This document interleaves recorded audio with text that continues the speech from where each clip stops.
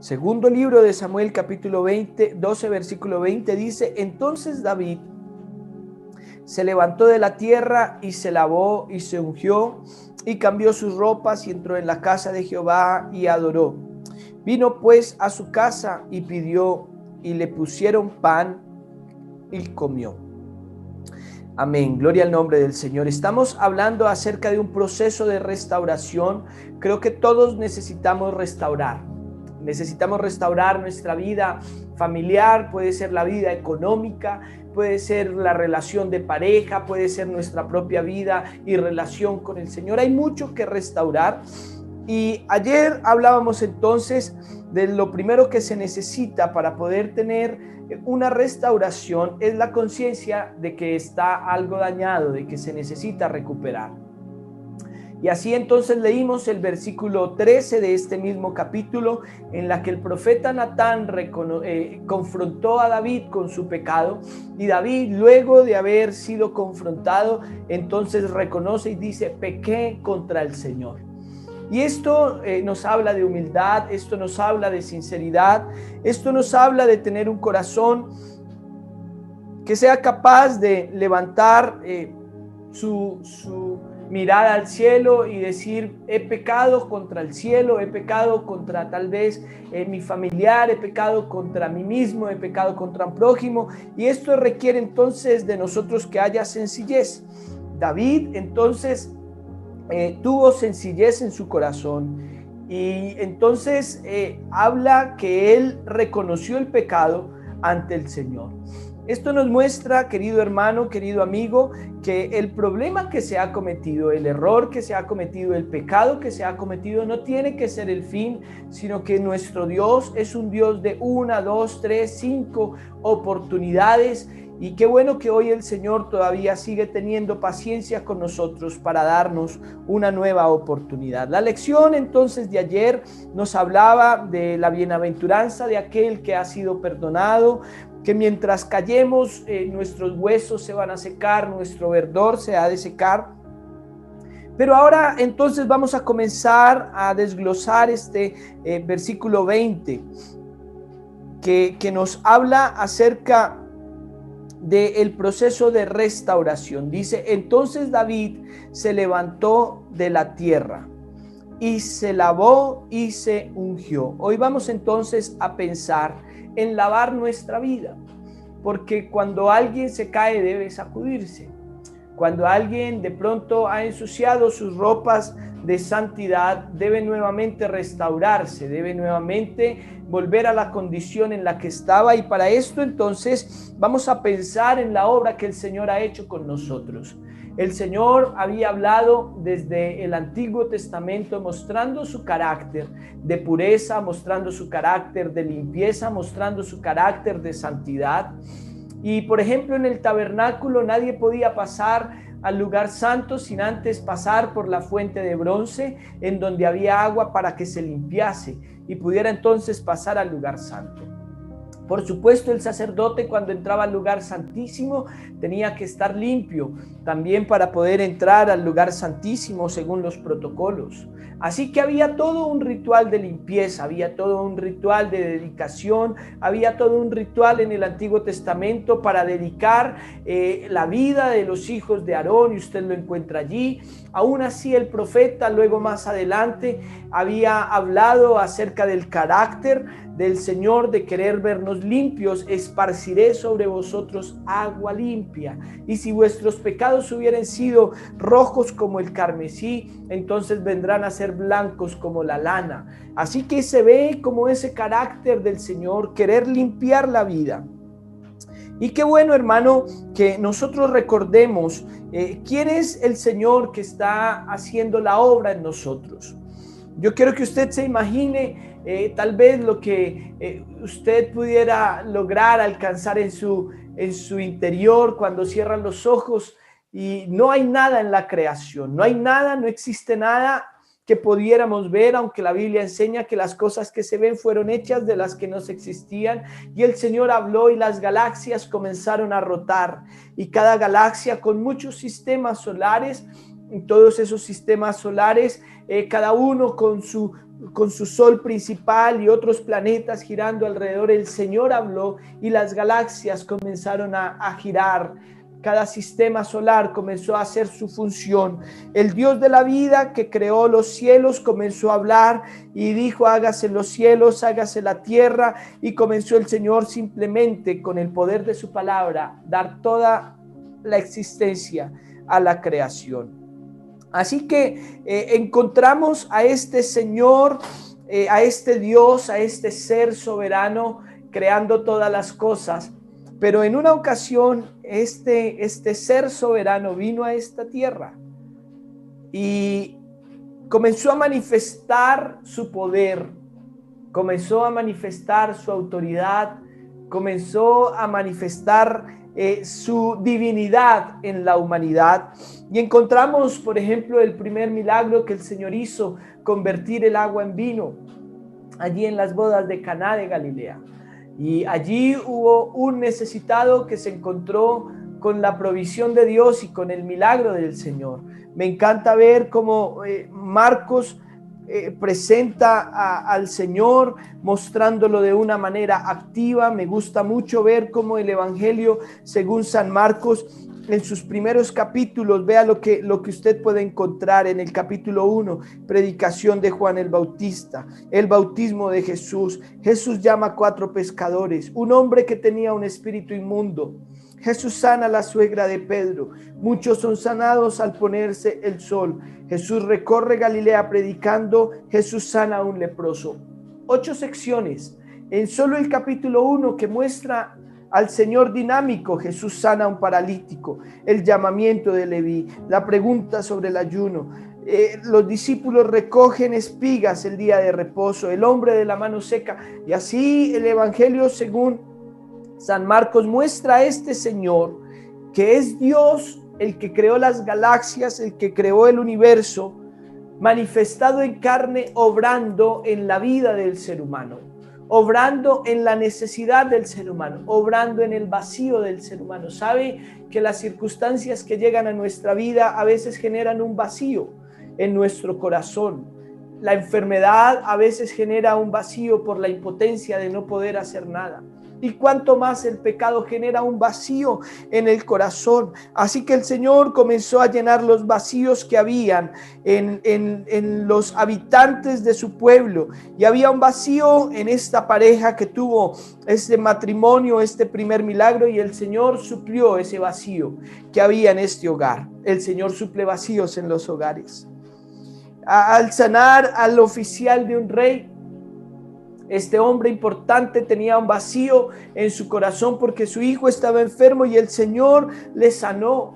Al paralítico de Betesda el Señor le sanó. A los que tenían esta necesidad tan grande de sustento y de alimento, el Señor les suplió sus necesidades. 5,000 hombres que encontraron la provisión de Dios. Al Señor comienza a manifestar su poder al caminar sobre el mar, al dar vista a un ciego, a resucitar muertos, al sanar leprosos. Pero sabe que este buen Dios manifestado en carne, luego de manifestar quién es Él, de haber evidenciado su poder, luego de mostrar la clase de Dios que tiene, sigue como con esa obra, con ese plan de salvación que ha propuesto traer a la humanidad. Y la palabra del Señor nos cuenta ese Dios manifestado en carne, el que creó las galaxias, el que manifestó su poder. Dice la Biblia que entonces Él se ciñó con una toalla. Puso una toalla sobre su cintura y se acercó ante sus discípulos y comenzó a lavar los pies de sus discípulos. Hermano, esto me parece algo muy especial porque encontramos un evangelio de gracia, encontramos un evangelio de oportunidad, encontramos un evangelio en el que el mismo Señor Jesucristo se levantó de la cena y se quitó su manto y tomando una toalla se la ciñó. Luego puso agua en un lebrillo y comenzó a lavar los pies de los discípulos y a enjuagarlos con la toalla con que estaba ceñido. Este es nuestro Dios. el que nos limpia, el que cuando nos hemos equivocado puede restaurar nuestro corazón, el que puede limpiar nuestra vida. Así que hoy, hermano, hay una promesa de parte del Señor, hay un ejemplo de parte del Señor, hay una forma de tratarnos de nuestro Dios, y es no dejarnos tirados en la suciedad del pecado, es no dejarnos tirados en la necesidad de limpieza, en la necesidad de restauración, sino que hoy nosotros encontramos palabras como lavados y limpiados. Quitad la iniquidad de vuestras obras delante de mis ojos. Dejad de hacer lo malo y aprended a hacer el bien. Buscad el juicio, restituid al agraviado, haced justicia al huérfano, amparad a la viuda. Venid luego, dice el Señor, y estemos a cuenta. Es la invitación que el Señor nos está haciendo en esta mañana. Que vengamos a Él. No es que te limpies y vengas a la iglesia. Hay personas que tal vez dejan de asistir a la iglesia y cuando uno se los encuentra, los saluda: oiga, lo he extrañado, ¿qué ha pasado? No lo he visto en las conexiones, no lo he visto en el culto, no lo he visto en las reuniones. No, hermano, pues tratando de arreglar algunas cosas para luego volver a la iglesia. Y en eso no consiste la vida cristiana, en eso no consiste el evangelio. El evangelio no consiste en solucionar nuestros problemas para llegar al Señor sin problemas, porque eso nunca va a pasar. El diablo se va a encargar de que siempre te sientas mal, de que siempre tengas una circunstancia difícil en tu vida para ser obstáculo de venir al Señor, sino que el evangelio consiste en venir ante nuestro Señor.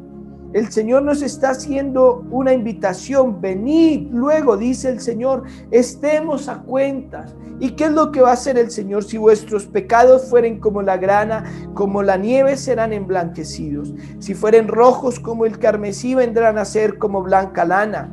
Si quisiereis y oyereis, comeréis del bien de la tierra. Si no quisiereis y fuereis rebeldes, seréis consumidos a espada, porque la boca de Jehová lo ha dicho.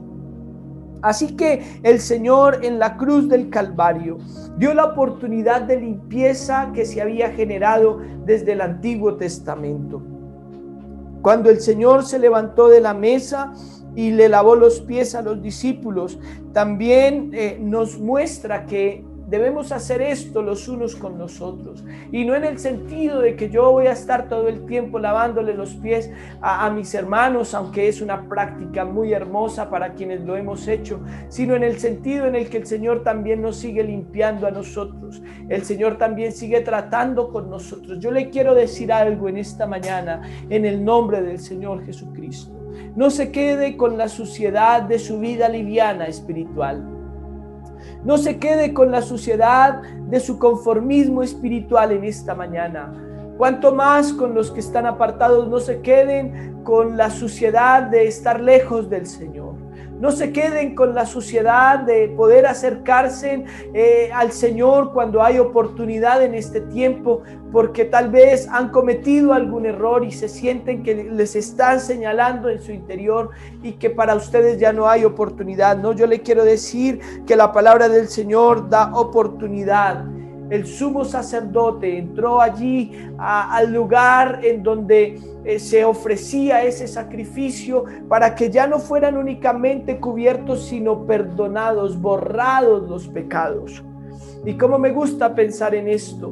Rápidamente le quiero recordar lo que pasaba en el Antiguo Testamento.